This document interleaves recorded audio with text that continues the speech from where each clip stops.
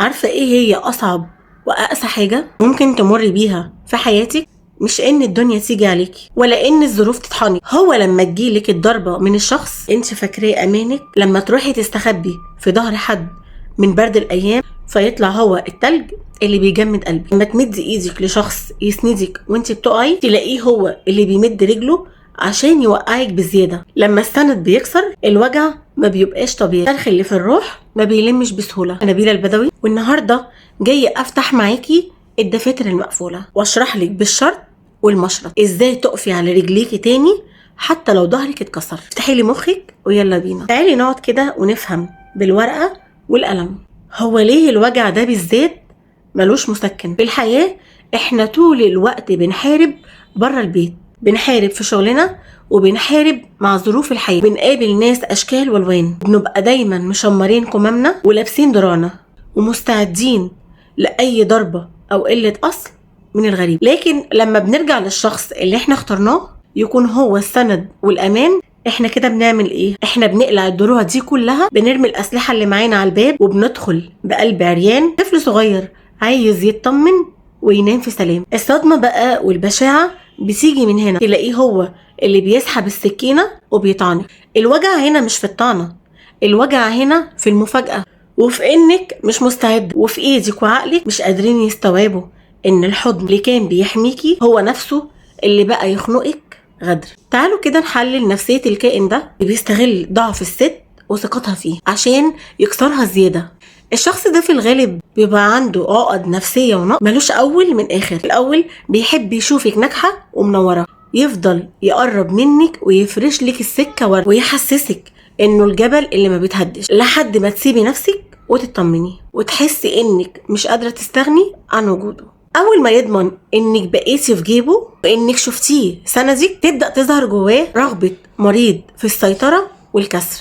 يحب يشوف دموعك، يحب يحسسك انك من غيره ولا حاجة، يكسر مقاديفك وطموحك ويتحول من حامي حماكي لأكبر عدو. النرجسي ما بيحبش يشوف أي حد منور جنبه، كان مأمن ليه ومعتبره كل دنيته. كسرة السند دي يا جماعة أشكال والوان، مش مربوطة بجوازه بس. كسرة الزوج والأب للعيال، لما يكون الراجل هو اللي المفروض يشيل البيت ويحمي مراته وعياله من غدر الزمن، وفجأة يسيبهم ويجري ورا مصلحته، أو يتخلى عنهم ماديا ونفسيا، أو يخون ويبيع العشرة في ثانية عشان نزوة. كسرة الأهل ودي بتوجع قوي، لما البنت تترفض في بيتها أو تلاقي أبوها وأخوها هما اللي ظهرها في الدنيا، بيجوا عليها أو يظلموها أو بيفضلوا حد تاني عليها ويسيبوها مكسورة الجناح قدام الغريب. خيبة الأمل في شريك الروح، الشخص اللي كنت بتقولي الدنيا كلها هتمشي وهو اللي هيفضل معايا، وفجأة في أول مطب حقيقي في الحياة تلاقيه فص ملح وداب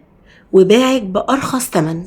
أكبر جناية بيعملها السند لما بيكسرك إنه ما بيكسرش علاقتك بيه هو وبس، هو بيبوظ نظرتك للبشر كلها.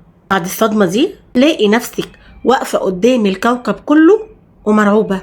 قولي لنفسك إذا كان ده اللي كان أماني وسندي وظهري وعوضي عمل فيا كل ده، غريب هيعمل إيه؟ بتتحولي لشخصية خايفة من الكلمة الحلوة، شاكة في النوايا النظيفة. أي حد يقرب منك ويحاول يطمنك بتشوفي وراه قناع خبيث، مستنية اللحظة اللي هيغدر بيكي فيها. الخوف ده بيكون زي السجن، بيحرمك تعيشي حياتك بطبيعتك، بيتعب أعصابك وصحتك. كل ده بسبب ندالة شخص كانش قد الأمانة اللي شالها.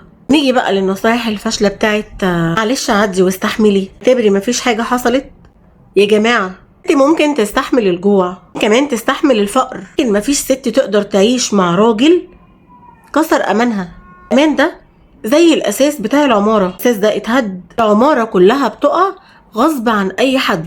تقعدي في بيت مع شخص انت اصلا خايفة منه، من غدره، خايفة من لسانه، خايفة من قراراته، انت كده ما بتعيشيش، انت كده بتموتي كل يوم حتة حتة. عايش مع سند مكسور ايه؟ انك وافقتي تعيشي في بيت من غير سقف، شوية هوا هيطيروا كرامتك. الست الذكية لازم تفهم امان ما بيتصنعش بالخوف والمجاملة. يا نبيلة الظهر اتكسر، السند طلع قش، والوجع قاطع في الروح، نعمل ايه؟ طب نعيط ونندب على حظنا؟ لا طبعا، مش نبيلة البدوي اللي هتقولك كده. الألم ده رغم قساوته وناره هو اقوى برنامج فوقان في حياتك. الشخص ده لما كسر الامان جواكي هو علمك درس العمر اللي ما كنتيش هتتعلميه في اي كتاب. علمك ان السند الوحيد في الدنيا دي بعد ربنا هو نفسك. انت ظهر نفسك، انت جبل نفسك.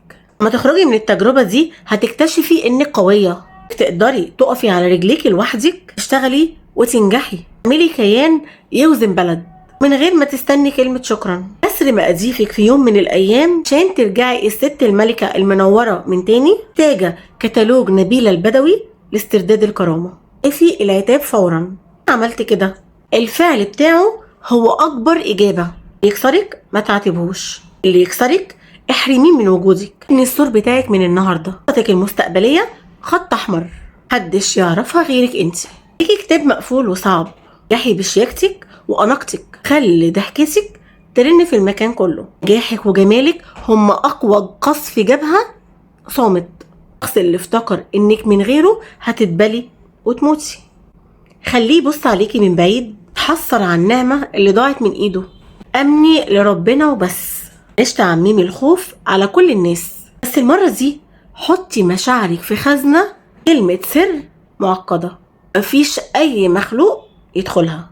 وفي نهاية الكلام، لكل شخص وثقنا فيه واعتبرناه سند وظهر في الاخر قليل الاصل وكسر مقادفنا، انت ما كسرتش الست دي، انت كسرت مكانك جوه قلبها. ايش نشوفك اصلا. الست الواثقة لما بتقلب الصفحة بتمسح معاها الحبر والسطور، بتسيبك في الماضي تحصيل حاصل ملوش قيمة. كل ست ملكة بتسمعني دلوقتي ظهرها واجعها من طعنة غدر، ارفعي راسك فوق يا قمر، الجرح هيلم. مصر هتبقى هي العصب الحديد، خليكي تلف الدنيا، تنجحي غصب عن عين اي حد. انت الاساس وانت السند لنفسك. اي حد يدخل دنيتك بمقامك وشروطك انت. كوني دايما السند لنفسك، تسمحيش لكسرة غدر. في نور انوثتك وجمالك. كنت معاكم نبيلة البدوي. قانون الفيديو الجاي في فوقان وصدمة جديدة من قلب الواقع. عيشوا دايما بوعي وثقة. مع ألف سلامة.